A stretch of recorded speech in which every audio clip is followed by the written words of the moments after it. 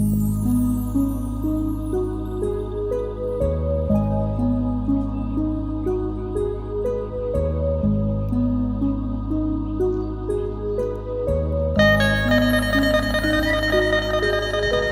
อนซานเพิ่นนี่งามในพี่น้องเฮือนใหม่หลังน้อยๆแต่ว่า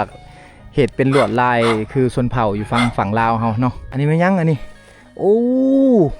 เชี่ยบ่กะโรโอ้ปลาขอกกำเอิญกำเอิญกำเอิญคือคำว่าขอบใจนะ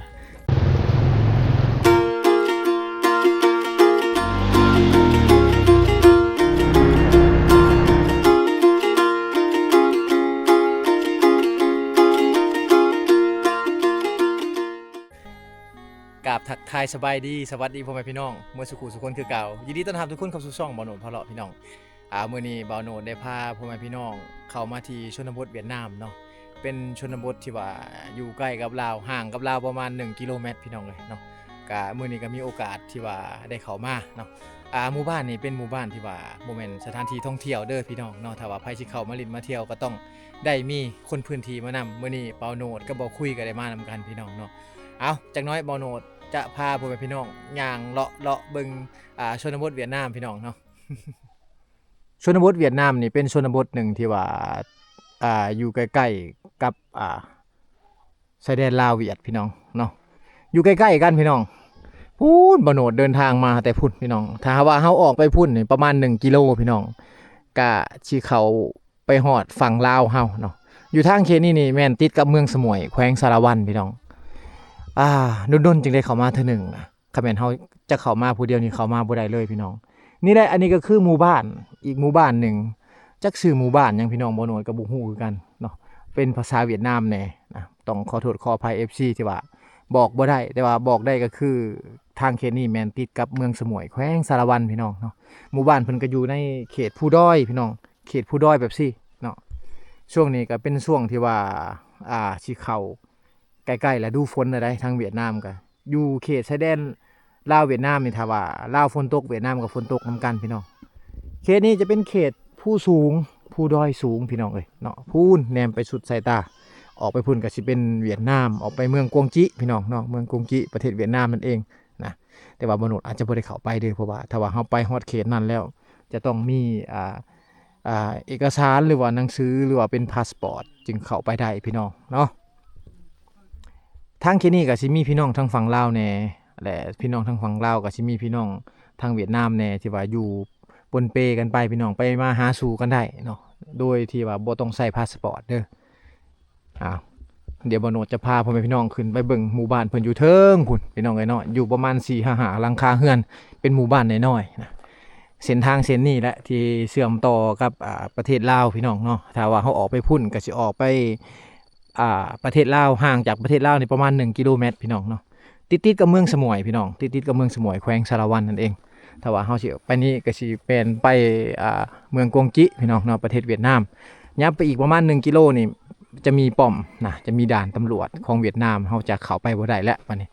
เพิ่นให้ได้ลินเที่ยวได้แต่แถวนี้พี่น้องเนาะคือว่าและถ้าว่าเวลาเฮามาลินมาเที่ยวเฮาก็ต้องมีคนพื้นที่ที่ว่าต้องได้มานํพี่น้องเนาะ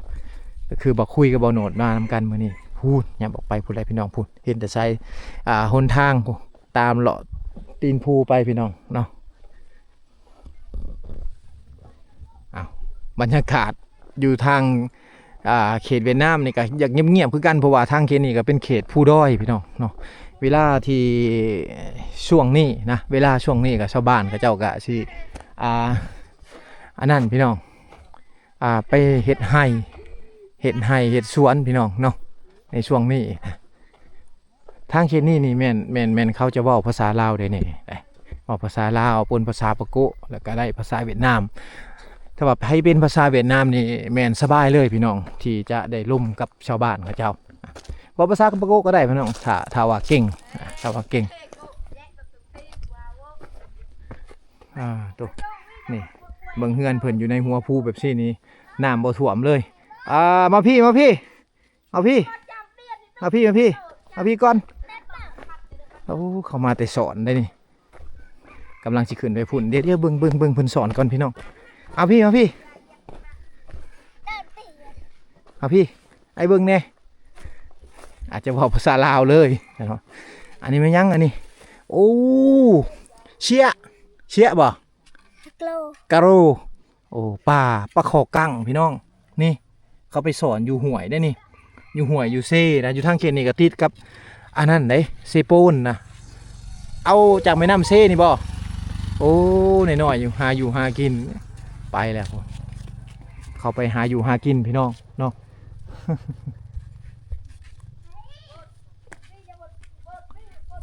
เอา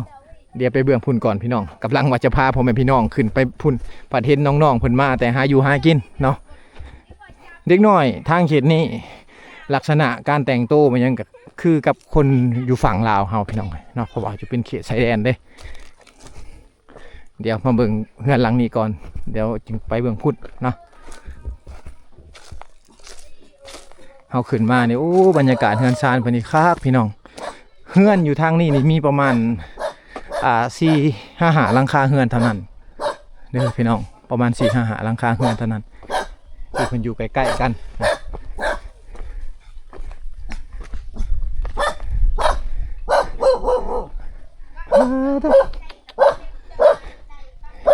หมู่บ้านผู้ด้อยชนบทเวียดนามลาวพี่น้องอันนี้เพิ่นก็อยู่นี่แต่รุ่นก่อนจะได้เฮือนได้ชานนี่เขาก็เฮ็ดคือฝั่งลาวเฮาคือกันก็คือการขุดผู้มันเพียงแล้วก็ตั้งเป็นเฮือนใส่เนาะขุดผู้มันเพียงแล้วก็ตั้งเป็นเฮือนใส่พี่น้องเนาะเฮาแนมไปเบิ่งพุ่นก็สิเป็นอันนั้นไหนก็สิเป็นเมืองกงจิพี่น้องเอ้ยทางออกไปพุ่นประมาณ1 กิโลก็สิเข้าไปฮอดตัวเมืองเขาเจ้าแหละพี่น้องเนาะบรรยากาศหมู่บ้านผู้ด้อยก็สิเป็นแบบซี่พี่น้องเลยเนาะบรรยากาศดีอยู่ทางเขตนี้บรรยากาศดีบ่โดนยอมรับโลดว่าผู้ด้อยอยู่ทางฝั่งลาวฝั่งเวียดนามนี่บรรยากาศจะคล้ายๆกันแบบนี้การเว้าการจาหรือว่าการใช้ชีวิตของชาวบ้านเขาเจ้าก็สิคือกันคล้ายๆกันพี่น้องเนาะ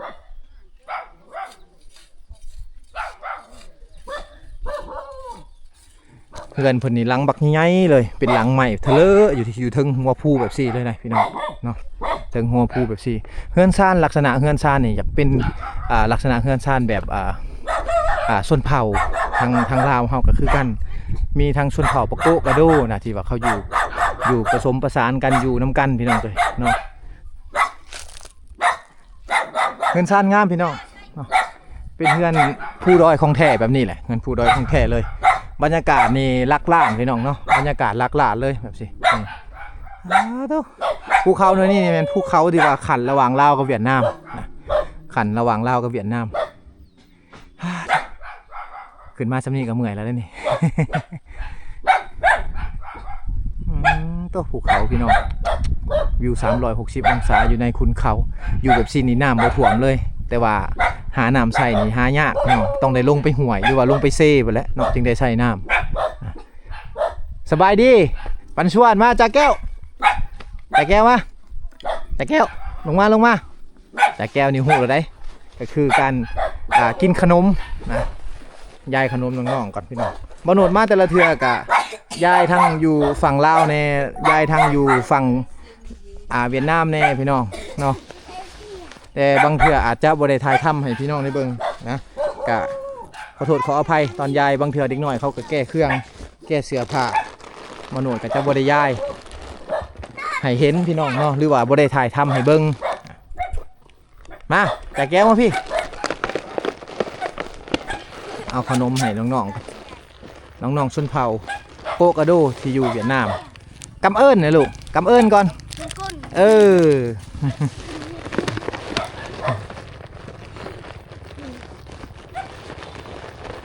ยายขนมใส่แล้วขนมดนกำเอิญนะลูกเอามาเจ้าลูกกำเอิญกำเอิญกำเอิญคือคำว่าขอบใจนะเด็กน้อยอยู่ทางเขตนี้เขาจะบอกภาษาโปโกกะโดเนี่ยภาษาเวียดนามเนี่ยภาษาลาวเนี่ยพี่น้องปนเปกันไปจ่าแก้วคือกินขนม นี่รถเวียดนามกับเจ้าเขาจะใส่รถอันนี้แหละไปฝั่งลาวฮะหรือว่าคนเวียดนามจะขี่ไปลาวหรือว่าลาวจะขี่ไปเวียดนามเขาก็ใส่รถจักรแบบ4ก็คือรถจักรของ Honda เลยพี่น้องเนาะ Honda จะขึ้นป้ายทะเบียนแบบ4เลยเป็นป้ายเวียดนามเลยนะพี่น้องเนาะพอพาหากัน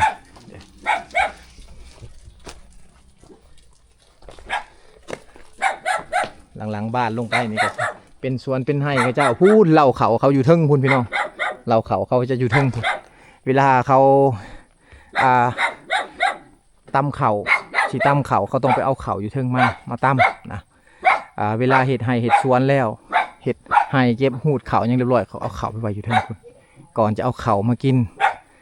เขาก็ต้องได้เห็ดพิธีเรียกก่อนพี่น้องเนาะหรือว่าเห็ดหี่ตามหี่ตามคลองเขาก่อนเขาจึงเอาเขาลงมากินได้เด้อชาวบ้านเขาก็ยังตำเขาคือเก่าพี่น้องยังตำเขาคือเก่าเงินซ่านเขาก็คือแบบนี้แหละอันนี้อยู่วางตำเขาเขาได้นี่วางนี่เป็นวางตำเขาของชาวบ้านกับเจ้านี่อยู่วางนี่เลยวางตำเขาส่วนร้ายก็จะเป็นผู้หญิงในการตำเขาตอนเช้าตอนแรงนะน้องๆลูกหลานผู้หญิงเขานี่แหละทางเขตชนบทบอกว่าจะเป็นฝั่งลาวหรือฝั่งเวียดนามเขาจะตำเขากันแต่ว่าหมู่บ้านนี่เขายังบ่มีไฟฟ้าพี่น้องเขายังบ่มีไฟฟ้าเพราะว่าเขาจะออกมาแต่บ้านใหญ่เขาอยู่ในเขตถนนหนทางที่ว่าจะเข้าไปลาวจะไปเวียดนามนี่แหละพี่น้องเนาะก็เลยว่าบ่มีไฟฟ้าเฮือนซ่านเพิ่นนี่งามในพี่น้องเฮือนใหม่หลังน้อยๆแต่ว่าเฮ็ดเป็นลวดลายคือชนเผ่าอยู่ฝั่งลาวเฮาเนาะเฮือนซ่านนี่หลังคานี่เฮ็ดเป็นซ้อนๆกันอยู่เฮือนนี่อยู่กันประมาณ2-3 คนหรือว่าหา6 คนพี่น้องแต่ว่ามีประมาณ2ห้องนอนนะ1ห้องโถงหลังคาเฮือนเพิ่นนี่จะเป็น1 2 3 4 5สั้นเพื่อนพี่น้องเนาะอันนี้คือเป็นลวดลายของชนเผ่าเป็นลวดลายของชนเผ่าทางลาวทางเวียดนามลวดลายเฮือนซานกับเจ้ากะสิคือกันแบบ4พี่น้องเนาะทางเขตชายแดนลาวเฮาเวียดนามก็คือกัน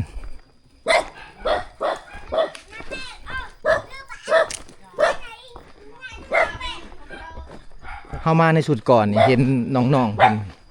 เห็นน้องๆเพิ่นเห็ดรถแก่ลิ้นนี่ตัวนี้จะเป็นรถแก่ลิ้นอยู่ในเขตชนบทบอกว่าจะเป็นฝั่งลาวฝั่งเวียดนามเขาจะลิ้นแบบซี่อันนี้คือรถเขาไว้แก่ลิ้นพี่น้องเนาะอันนี้โอ้เห็ดรถถอกดินตักดินนะจากอันตุกน้ำจากตุกน้ำมันเครื่องต่างๆพี่น้องเนาะเขาจะใส่สิ่งเศษเลือต่างๆแหละมาประยุกต์เห็ดแนวลิ้นของเขา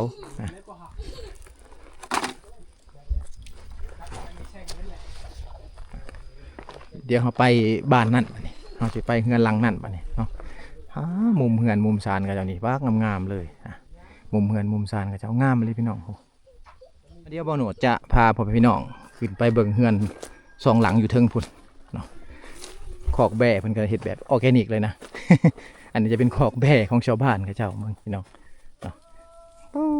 วิวทิวทัศน์ธรรมชาติบ้างามพี่น้องเลยเนาะมาแต่ละครั้งนี่บ่าวโหนดมาบ่พลาดนะหมู่บ้านนี่3-4 เดือนบ่าวโหนดมาเท่านึงถ้าว่าเฮามาถึงช่วงฤดูฝนให้งามกว่านี้พี่น้องเขาเจ้าเลี้ยงแบ่เลี้ยงตามเฮือนตามซานแบบสี่ไปอันนี้คือเขตผู้ดอยทางเวียดนามอร่อยพี่น้องเนาะที่ว่าดนจึงได้มีโอกาสจะได้เข้ามาถ้าว่าทางฝั่งลาวเฮาบ่อนุญาตเข้ามานี่ก็ไผก็เข้ามาบ่ได้เด้อพี่น้องเนาะนี่แหละเฮาจำเป็นต้องมีคนพื้นที่ก็คือบอกคุยเป็นคนพื้นที่ที่ว่าพาบ่าวโหนดมาลิ้นมาเที่ยวในมื้อนี้พี่น้องโอ้อยู่ฝั่งลาวเฮาผ้าห้องเลยฝ่าห้องเลยพี่น้องคึมอยู่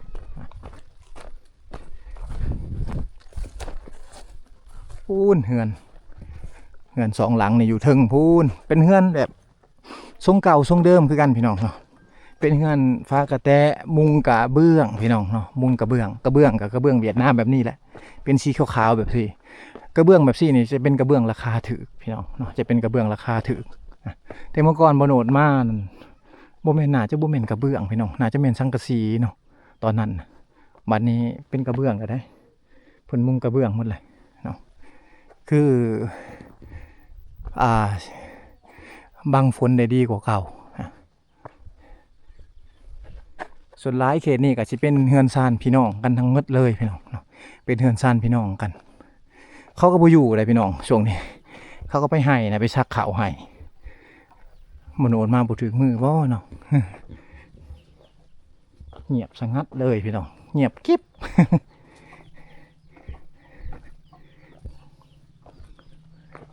ตอนบ่โนดมาสุดก่อนๆเนี่ยเนาะเห็นเขาเจ้าตำเขาอยู่นี่มื้อนี้เขาบ่อยู่เฮือนครับบ่อยู่เฮือนบ่อยู่ซ่านพี่น้องวิวที่ทัดบักงามๆเลยพี่น้องโอ้บักงามๆวิวที่ทัดเฮือนซ่านเพิ่น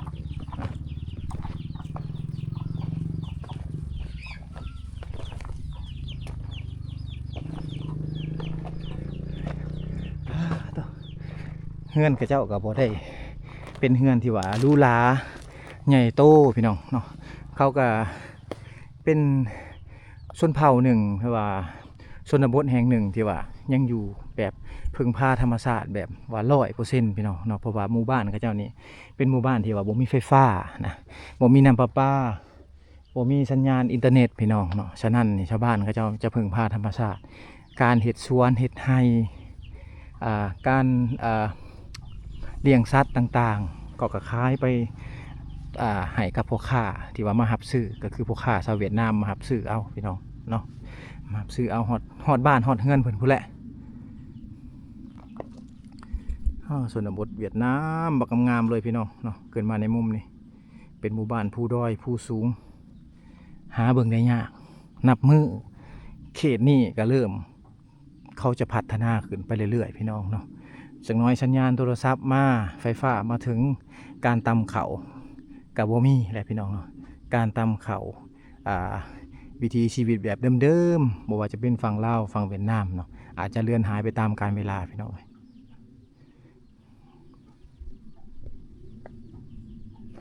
เขาเจ้าเฮ็ดเฮือนอยู่สูงเวลาน้ำที่เขาจะใส่มันกับบ่มีพี่น้องเลยเนาะ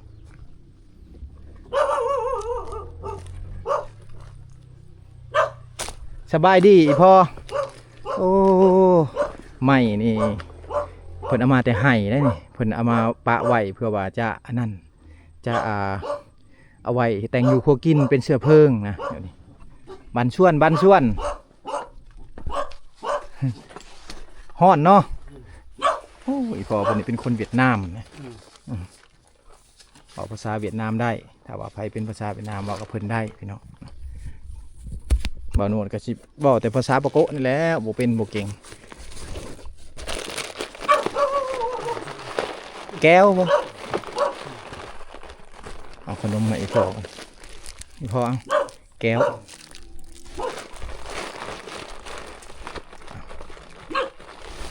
อีพอ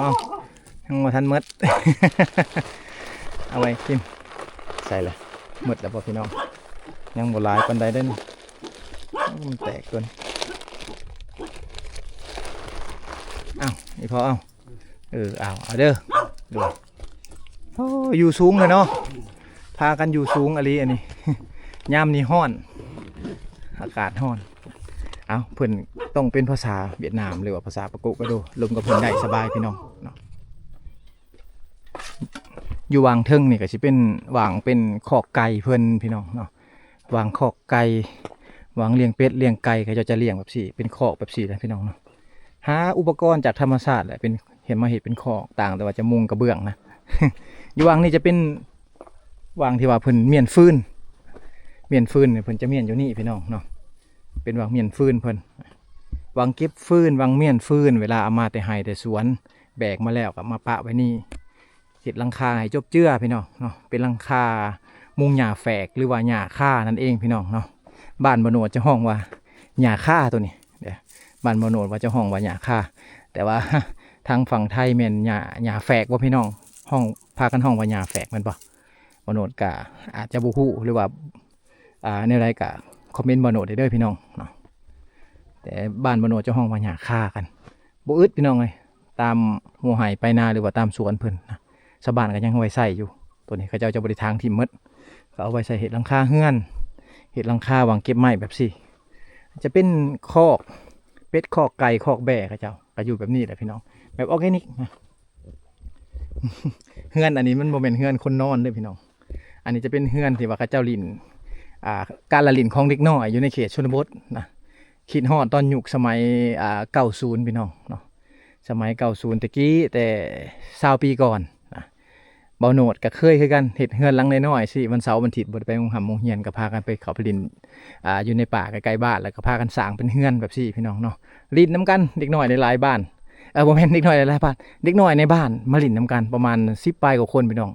ม่วนไปอีกแบบนั้นในยุคนั้นจะบ่มีโทรศัพท์บ่มีเครื่องเทคโนโลยีต่างๆนะในการลินแต่ว่ามาในปัจจุบันนี่ก็คือความทันสมัยเข้ามาแล้วเนาะการละลินแบบซี่อยู่ในเมืองเฮานี่บ่มีแล้วพี่น้องเนาะมีแต่อยู่ในเขตชนบทอยู่ฝั่งลาวฝั่งเวียดนามนี่เขายังลินอยู่นะอันนี้คือเฮือนน้อยของลูกของหลานอยู่ในเขตชนบทที่เขาพากันลินกันมาแต่สวนแต่ไห้เพิ่นก็แบกฟืนมาพร้อมนะโอ้เยิงบ่อีแม่เยิงบ่เฮือนอยู่ไสเฮือนเจ้าหลังใดโอ้ยพวกแบกขึ้นเทิงอีกป้าดูบอกหนักๆเลยพี่น้องเลยอันนี้นะไปแม่ไปให้เฮาแบกให้บ่ ให้เฮาแบกให้บ่อีแม่ เพิ่นบ่เข้าใจพี่น้องเลยเนาะเฮือนเพิ่นน่ะอยู่เทิงพุ่นใดเอ้าต้องขอโทษขออภัยนำเด้อพี่น้องเนาะอันนี้คือหน้าที่ของผู้หญิงอยู่ในเขตชนบทลาวเฮาที่ว่าป้าพุ่นบ่โอ้อีพ่อเพิ่นเมื่อกี้นี่เฮาถ่ายทำหมดแหละเนาะผัวอีแม่เนาะน่ะเนาะพ่ออีแม่ผัวเราเอ้าต้องขอโทษขออภัยที่ว่าเฮาบ่ได้ไปช่วยเหลืออีแม่เพิ่นนะในการแบกฟืนขึ้นเทิงพุ่นพี่น้องเพิ่นบ่ให้ช่วยเด้ออันนี้เพิ่นเฮ็ดเองได้เพิ่นว่าอ้าวพุ่นเงินเพิ่นอยู่เทิงพุ่นได้เพิ่นต้องแบกขึ้นไปเทิงพุ่นป้าดูผู้เฒ่าอยู่ทางเขตนี่ยังแบกฟืนอยู่นั่นนี่แหละใครแม่นว่ามีลูกมีหลานเป็นผู้หญิงนะแต่ว่าแต่งงานไปแล้วเขาไปอยู่กับผัวเขาผู้เป็นพ่อเป็นแม่นี่ต้องอยู่นำกัน2คนแล้วก็ต้องได้หาเลี้ยงกันแบบซี่พี่น้องเนาะสบายดีอาหายโอ้สิไปอาบน้ำบ่นี่สิไปโฮมเด้อนะโฮมเด้อนี่ก็คืออาบน้ำพี่น้องเตรียมเครื่องไปซักพร้อมเตรียมเครื่องไปซักพร้อมเลยสบายดี โอ้อนุวัตไงอันยังอันนี้เขาห้องอาเต้อันใหญ่ๆเลยอาเต้อันนี้อาจ้อยนี่แหละพี่น้องเห็นบ่คำศัพท์มีหลายอย่างเลยถึงว่าบ้านเฮาจะห้องแต่ว่ากระตามดเนาะแต่ว่าบ้านเพิ่นนี่จะมีหลายคำศัพท์อันนี้คืออาเต้อาจ้อยเนาะ อันนี้เด้อนุวัตเหรอ แวก เครื่องมือเสียหยาให้อันนี้เพิ่นแบกลงมานำอย่างจะเป็นยางบงอาจจะเป็นเครื่องปลูกเพิ่นป้าต้องบอกนักๆนะเบิ่งจับเบิ่งหนักเตอะเลยพี่น้องโอ้อันนี้มาได้พุ่นบ่แบกมาได้พุ่นบ่เข่าสรอคือเข่าไปใช่นะไปใช่จ่ายแก้วนะแก้วไปแก้วละอันแก้วไว้แก้วบ่เอาอีกบ่เอาบ่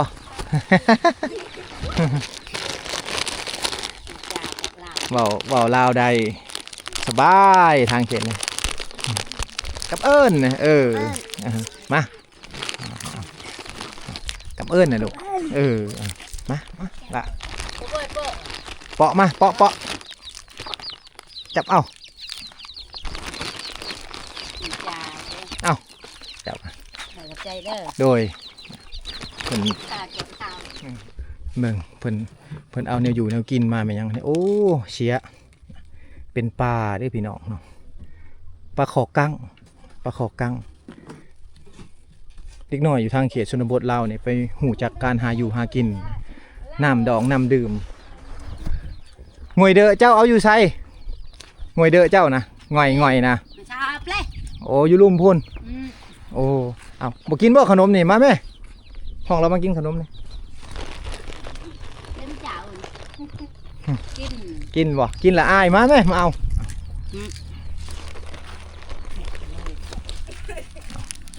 ให้ผัวเจ้านำเด้อให้ผัวน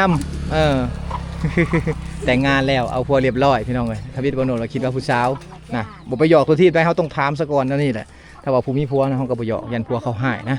น้อง EP นี้ก็เบาโนดก็ได้มีโอกาสที่ว่าได้เข้ามาชนบทเวียดนามนะเป็นชนบทหนึ่งที่ว่าน่าสนใจเพราะว่าเขตนี่ก็เป็นเขตผู้ด้อยที่ว่าติดกับลาวห่างจากลาวประมาณ1กิโลเมตรถ้าว่าเฮาจะเข้ามาลิ้นมาเที่ยวแบบซี่เฮาต้องได้มีคนพื้นที่ก็คือบ่คุยเนาะได้พาเบาโนดมาพี่น้องในมื้อนี้เนาะก็ต้องขอบใจเพิ่นนะที่ว่าเพิ่นเป็นไกด์นำเที่ยวพี่น้องเนาะสองคนเฮาก็ช่วงนี้ก็สิได้ไปนํกันตลอดพี่น้องเนาะเพราะว่าถามว่าเขตเมืองสมุยหรือว่าเข้ามาทางเวียดนามนี่เฮาต้องได้ให้บ่คุยหรือว่าบ่คมเนาะบ่เติมนะพามาลิ้นมาเที่ยวพี่น้องเอ้ยถ้าว่าเฮาจะเข้ามาผู้เดียวแบบซี่จะบ่ได้นะเอ้าก่อนล่ำลาพี่น้องก็ต้องขอบคุณขอบใจหมดทุกคนที่เข้ามาติดตามนะครับชมเด้อพี่น้องเนาะเจอกันอีพีหน้าพี่น้องเอ้ยนะเจอกันอีพีหน้าเดี๋ยวติดตามนะครับชมกันเป็นกันว่าเบาโนดจะไปหมู่บ้านให้ต่อบัดนี้จะเข้าไปลาวเลยพี่น้องเนาะเข้าไปฝั่งลาวเขาแหละมันค่อยขำยำแรงมาแล้ว